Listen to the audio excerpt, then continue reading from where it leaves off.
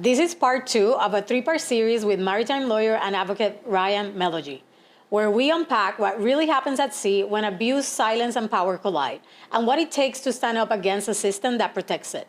If you haven't listened to episode 1, I highly recommend you watch it. Each episode builds on the last. The link is in the show notes. Today, we go deeper into what happened when he refuses to stay silent and how uncovering a law that had been ignored for decades changed everything, driving him to become an advocate and now a maritime lawyer representing survivors and fighting for accountability at sea. If you or someone you love works at sea, this conversation is for you. That's true, listen up.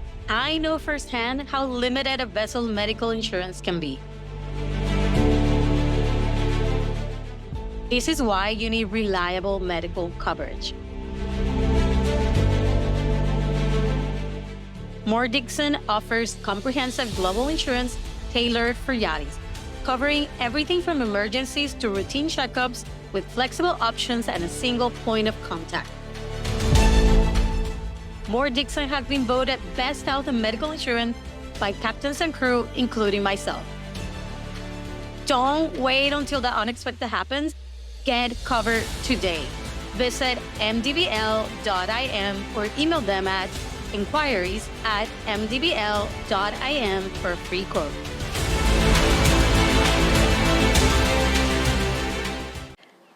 Ryan, welcome back to the show. Thanks. Good to be back.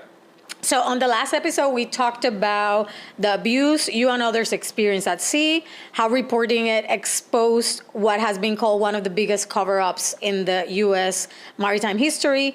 So take us there. My goal in coming forward was to prevent Mark Stinziano from continuing to sexually abuse and torment and torture cadets from the U.S. Merchant Marine Academy who were being sent to his ship on a regular basis, and cadets from other academies and other crew members. And I actually thought that it was going to be pretty easy once I finally built myself up to come forward after he had been promoted to captain by Maersk instead of being fired. And so, I came forward to the union. They attacked me. I went to the U.S. Merchant Marine Academy, to the superintendent of the school. He just blew it off. And sorry, when you say they attack you, how specifically did they attack you? In the example of the union leader, screaming at me, telling me they didn't believe me, telling me, if it's true, why did you wait, almost 4 years to come forward? Just everything that I said, some kind of sarcastic, denigrating, dismissive rebuttal that made it very clear that you're not a person that will be taken seriously. You're not a person who will be supported by our organization. We're going to support the predator. We stand firmly behind him, and we don't believe you, and we're going to do everything we can to discredit you aggressively. And in a style that I recognize as practiced, as I recognize as not being the first time they delivered this kind of a monologue to somebody, and eye-opening, right? And then it proceeds to having almost the same conversation with a man named Eugene Albert, Captain Albert, who ran the U.S. Merchant Marine Academy SEAR program for almost 15 years. He ran that program. He kept it running. Nothing ever emerged of any problems because he made sure that they were all covered up. And so when I got him on the phone and began explaining all of this to him and showed him the report and showed him other evidence that I'd gathered, he did the same thing to me, just dismissive. And I started to understand, this is how it's done. This is how it's done. This is how they keep it all under wraps, And a lot of these guys had gone to school together at the Merchant Marine Academy, like the union leaders and the guy who ran the SEAR program and the guy who was in charge of the entire academy. They were all classmates at the Merchant Marine Academy. And then you start to see, the guy at Maersk, running Maersk, some of the top people, they were also either classmates or contemporaries of these people. And so there's this class of people who went to the Merchant Marine Academy who kind of ran certain parts of the industry, and they all had the same mentality and they had the same tactics. I was outraged that I was being dealt with this way, but I was also started to understand this is how everybody who comes forward must feel. I didn't know at that time how widespread this problem was. Because I just didn't have other people to talk to about it. Nobody had come forward. There was maybe one person that I knew of who had come forward. in 2016. Was it a male or It was a female? woman from the U.S. Merchant Marine Academy. And then she was just horribly attacked by all kinds of people for coming forward in the story in the Washington Post. She inspired me at that time because it was the only person who had done it.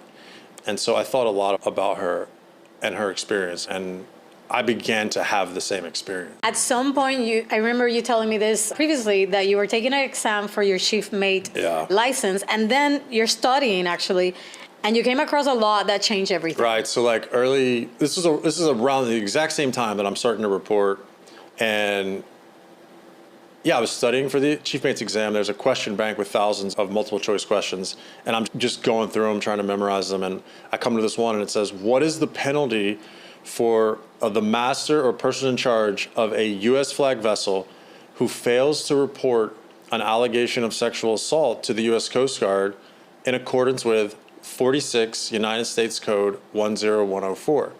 And that just struck me like, bam, like it was like lightning. Like, what? Like, there's a law that requires the captain and person in charge of a U.S. flag vessel to report allegations of sexual assault to the U.S. Coast Guard?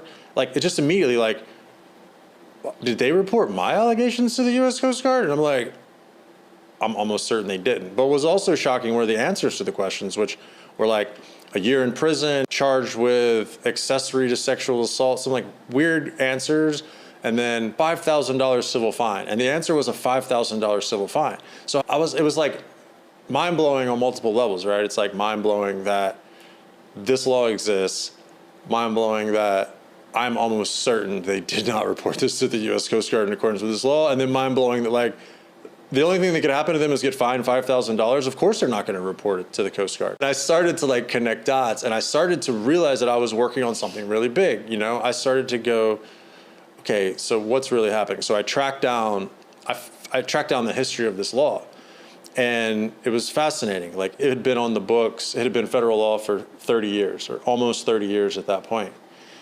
So you can imagine this law had been violated for 30 years. I found the woman who was central to the passage of the law. Her name is Ann Mossness. She ended up becoming a tremendous ally and source of support to me.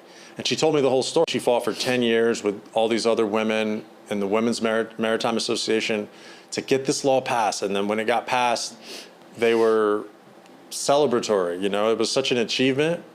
And then immediately the U.S. Coast Guard began making it clear that they were not going to enforce the law because they were not going to investigate these crimes. And they didn't want anybody to report them to them so that they didn't have to investigate them. And literally what happened, I eventually got the U.S. Coast Guard to open an investigation into Stenziano. That was actually really difficult. And so I went in June of 2019 to do an interview with the Coast Guard Investigative Service. And I want to make it very clear to all our listeners, while you're doing all this, you're representing yourself. Yeah, I'm just like, it's like just you're me. your own lawyer. It's just me. You know? And it's like, yeah, it's like the crazy, you know, it's like the crazy guy. I mean, it's like, you know, that, you know, you have a lot of people who have something happen and they're like, you know, they're gonna go do something about it. And, you know, how often do they actually end up like getting justice or whatever? So I was like that guy, you know, and people were looking at me like that guy, like, yeah, right. You're never gonna hold anybody accountable, okay? You're never gonna change anything, really. This is what everyone is saying to me or implying to me. And so, but I just press on, you know, so I went into the interview and it was like getting ambushed, you know, and it was totally adversarial. Like, okay, you've been making a lot of noise, you've been sending emails, you've been claiming this happened, like, sit down, let's put you on film and tell the story. You know, I was like, shh, you know, okay. So I did that and I gave them, you know, the report and gave them all the stuff. And then about a year went by and nothing happened. Along the way, though, I'm continuing my investigation. You know, I'm continuing to investigate this reporting law. I'm continuing to uncover things. The timeline from the moment you were abused to today, you know, what you're talking now. I gave the report to Maersk in February of 2015. That was the day I was getting off the ship. So by the time I went in for the CGIS interview, that was, you know, a little over 4 years later. Wow. and it takes time. And this is something that, I came to learn through the representation of my clients and through talking to so many victims of this stuff. Like, it takes time to process what happened to people. It takes people years. I mean, people who, a lot of the victims who come forward involving, sexual abuse that happens when they're children, they the first time they ever tell anybody, they're in their 50s, 50s or 60s before they even talk about it. So it takes time to process it. It takes time to get right with the story in your own head and build up the courage to tell somebody, or even to find out who to tell. So yeah, I was 4+ years into this. I'm doing the Coast Guard interview. I'm continuing to investigate this. And then after a year, now going into 2020, it became clear that the Coast Guard was not going to do anything about it. I mean, I had a call with the lead investigator from the Coast Guard, and he told me they had interviewed everybody on the ship, and he said, the score is 22-1 against you. I was like, there's a score, and it's 22-1 against me. He's like, yeah. So you're alone and nobody believes you. And there's a bunch of evidence that's everybody's saying it didn't happen. So I was like, well, there's something wrong here, right? Like, there's something wrong because it did happen. And, we're going to get to the bottom of this. And that was the point when I just realized I had to do something to put public pressure on the U.S. Coast Guard. I began to realize, the real problem here was the U.S. Coast Guard, right? So, my target shifted from, Maersk, the individual shipping company, to the regulator, to the police. And is this the turning point that led you to create Maritime Legal Aid and Advocacy? Exactly. That's exactly what it was. So I kind of designed this framework for investigating the Coast Guard itself, right? So I'm like, okay, the police aren't going to do anything. I'm going to investigate the police. Nobody's reporting under this law, because I've asked them, how many reports are you getting? Right? Like all of it's bullshit. Everything they say is bullshit. Okay, we're going to find out how many reports you're getting. This law's been on the books 30 years. Let's find out how many reports you're getting. Let's find out how many times you're investigating mariners for sexual abuse, because they're regulating over 200,000 Coast Guard credentialed mariners. I asked everyone in the industry that I knew if they knew of anyone who'd ever been investigated by the Coast Guard for sexual harassment or sexual assault. 0 people knew of any cases. You could not find anything online. There was nothing written about it. There was one case I talked about earlier that she'd come out in the Washington Post, but basically there was almost nothing about it, right? And so that was very strange to me. And I had a sense that there was a widespread cover-up going on. I needed the records to prove it. So I devised a Freedom of Information Act request that sought all the reports that they had received under this reporting law, all of the penalties they'd issued for noncompliance with the reporting law, and then a very broad request for all of the, going back 30 years to when this law was passed in 1990, I wanted to see all of the CGIS investigations. I wanted to see all of the suspension and revocation investigations. I wanted to see all of the court records for all of the penalties. Prior to that, over that year, the year between when I went and did my CGIS interview and the year later when I launched Maritime Legal Aid, my primary form of communication were mass emails.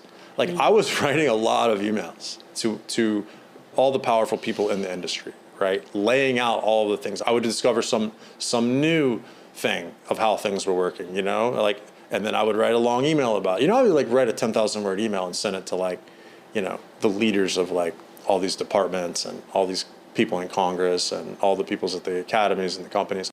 People knew who I was, but I realized that I needed to go public with it. And that was a huge decision for me, to go out publicly, start a blog, start something on social media, and it's permanent, You're the guy who came forward saying he got groped and went on this crusade, and are you going to be the guy who gets crushed, So just one night I bought a website, I published my blog post, FOIA request on there. I sent the FOIA request to the Coast Guard, and then I started an Instagram. When did the flood of stories came to? It happened so quickly. I started the first blog post, I think it's around June 23rd, 2020. on Maritime Legal Aid, like I published this FOIA request. And then I started, there had been all these reports that had come out. I really focused on the Merchant Marine Academy because I knew that they had already shut down the Merchant Marine Academy SEER program in 2016 over sexual harassment, sexual assault. But nothing ever came out specific about what had happened, right? It was like this huge controversy. Like people were so angry in the alumni base. But I knew that was like a lever that needed to be focused on because Congress had direct control of that. Congress had direct oversight of that program. And these were like super sympathetic figures. The students at the academy, that's where I went. I knew how it worked. I knew that if I could create a scandal there, if I could sort of follow on to the work that had been done by them shutting down their own SEER program in 2016, if I could follow that and then expose why it was shut down, because my case was the same thing. It was Merchant Marine Academy students getting sexually abused and it getting covered up. So I just focused on that. And it happened so fast. I mean, within, like a week or two, a young woman sent me a story of her own. Like I was writing about the Cinziano case. She's like, this happened to me. You can publish this, don't use my name. And I'm like, okay. So I published it on there. And then the next one came in, and the next one came in, and the next one came in. I mean, it was like a flood happened. I was utterly unprepared for it. And how was that for you? Holding not just your story, but now you're holding all these stories. It's like one of those things that you can only understand like years later. You know, when it's happening, I have no understanding of what's going on. I have no training. Right. I'm not a victim's advocate. I'm not like a person who would have ever like decided to, you know, devote my life to working with survivors of sexual abuse. But this is where you led. It's like suddenly like that's what's happening, you know? And it's like, I don't know how to really do it. It's just, I'm taking these stories in. People are contacting me. I'm helping people. They're kind of sending me fragments of their stories. I'm helping them shape it into something that's, you know, narratively coherent so that we can publish it. And there's more than I can even deal with, right? But the stories are horrific. They're horrific. And then for every person who ends up publishing the story, there's one or two others who come, tell me the story. I give them the narrative back, you know, edit it and like clean, and they read it, and then they decide they don't want to publish it for whatever reason. And this is a pattern that keeps going. And it was like, you know, just a fire hose of maritime sexual abuse. And at any point were you seeing that in the story there was a pattern of the same perpetrator?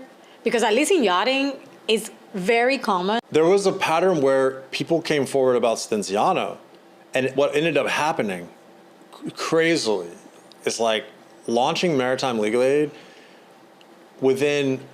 It launched in June of 2020. Someone sent me incredible evidence of his abuse, undeniable evidence, based on seeing me writing about it, that I then gave that to the Coast Guard, which forced the Coast Guard to conduct a second investigation or to like restart their investigation. And then by August, they had charged him and sought to revoke his license. You have Maritime Legal Aid and advocacy happening. You have all these stories coming in. One of those stories actually supports you on your own case. Yeah. Because it broke it. I want to make it very clear to everybody. How long did it took you to litigate to get some justice from your case? So that was, like August of 2020, they charged him. It's also during the pandemic, you know? So it was like also like this, it's like a doubly weird time. There's a lot going on, you know? People are trapped on ships, like, and then this is like in the cargo ship world, you know, this was like a big thing going on. I mean, a lot, you know, like people were paying attention to this. I mean, these stories just kept coming out. And so you're talking now it's like over 5 years. I mean, by the time they charged him, it's like 5.5 years after I reported him, they charged him. And I want to talk, right, but like, how do you get away with the 3 years law that, or what is it called? The statute of limitations. The statute of limitation. How do you get away? Well, I mean, that's a general statute of limitations for civil suits. There's a more complex set of statutes of limitations for these administrative law actions against credentials, they were able to charge him because they counted the time that he was away at sea as not counting toward the statute of limitations. So like if you are out of the country, it's called tolling. It can toll the statute of limitations. But yeah, he got charged and like it worked, you know, and again, you're like, wow, that's crazy, that worked. But, you know, for me, it was like trial by fire. It was like, I went crazy, you know, doing that. I mean, it was so overwhelming to be dealing with this, you know, and then I started getting attacked, and it just, within a few months, it kind of like blew up and then like exploded. And then like I shut it, you know, he got charged and then I just like shut it down for a few months, you know, because I didn't even know what was happening to me, you know, and it was like later, it's like I'd never heard of secondary trauma, for example, right? But like if you take on 200 stories of abuse in a 2-month period of time, and you've never done that before, and you have no therapist, and you have no training, right? Yeah. Like that's not good for you. So well, you're still dealing with your own. You're still dealing with your own. You know, I have all kinds of struggles at that time, you know, financial struggles. I'm still working at sea to support myself. Like I wasn't, you know, representing anybody.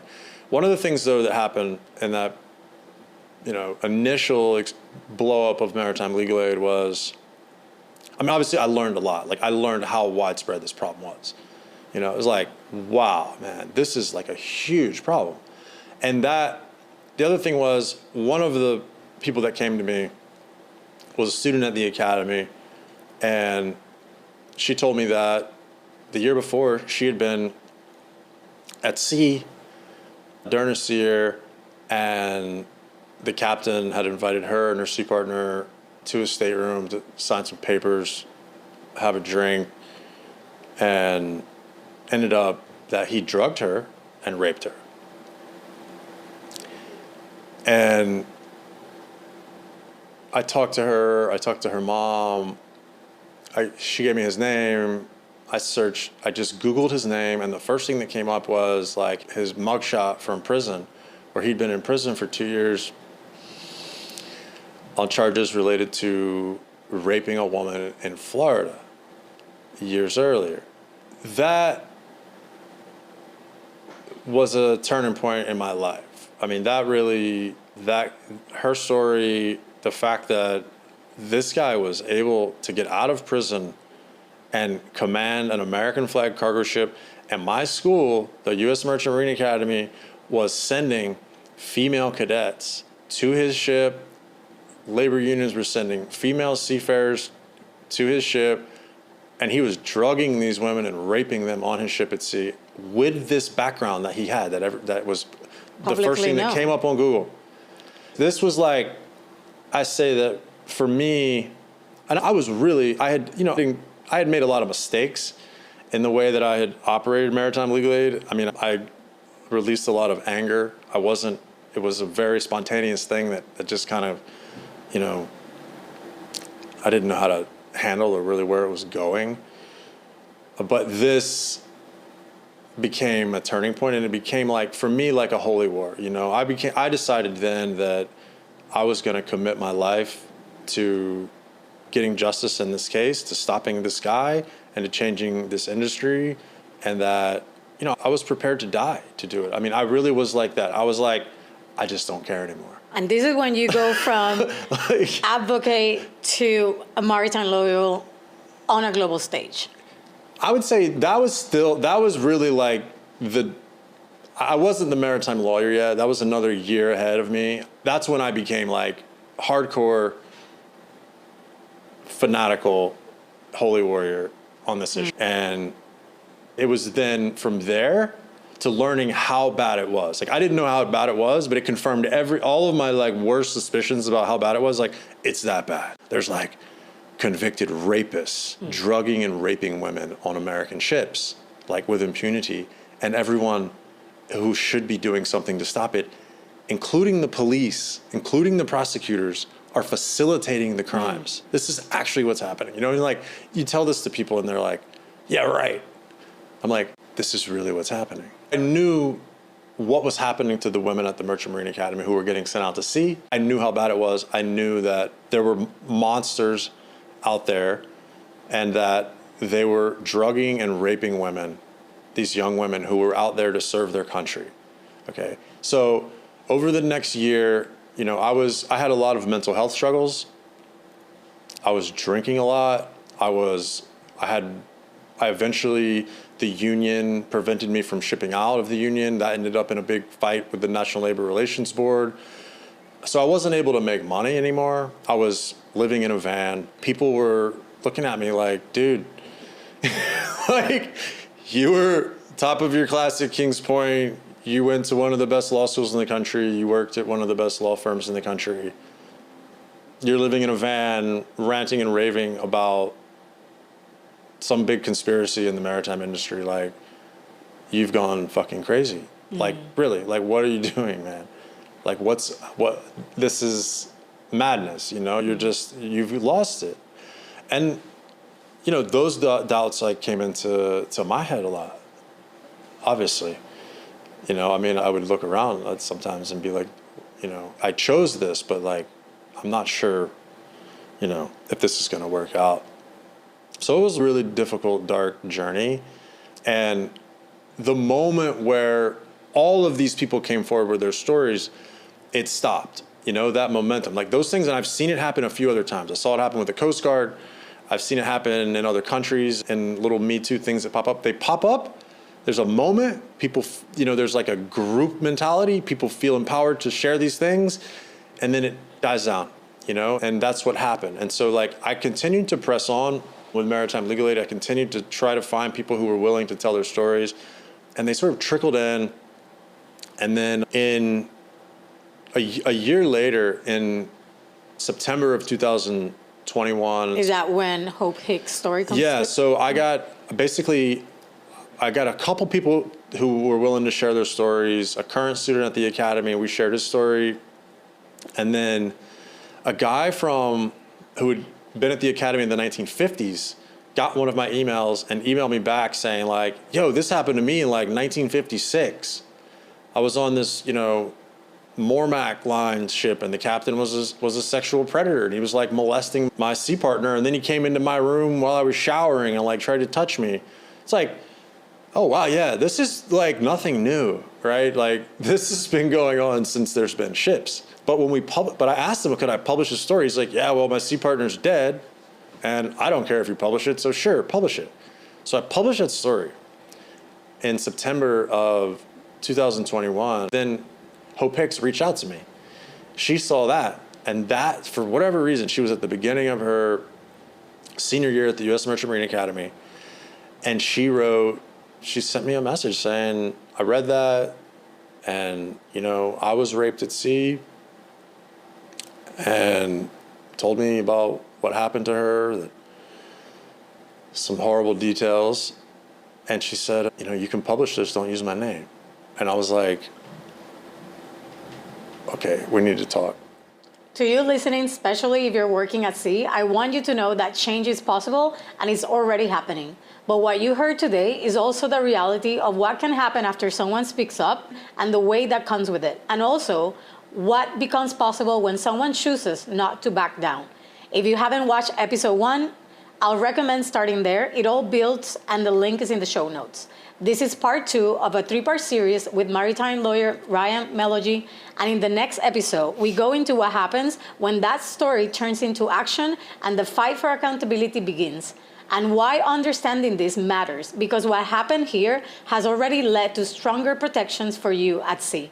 If you need support or guidance, you can find Ryan at justiceformariners.com. I'll see you in the next episode. If your brand belongs in the heart of the yachting world, this is where it happens. Yachting International Radio reaches over 1 million yachting professionals and enthusiasts every month, with 77 million impressions, 220,000 social followers, and 74,000 podcast subscribers. Our hosts are insiders, crew, captains, CEOs, trusted voices shaping the industry. This is targeted, high-impact advertising in a luxury niche. Visit yachtinginternationalradio.com/advertise. Your audience is already listening.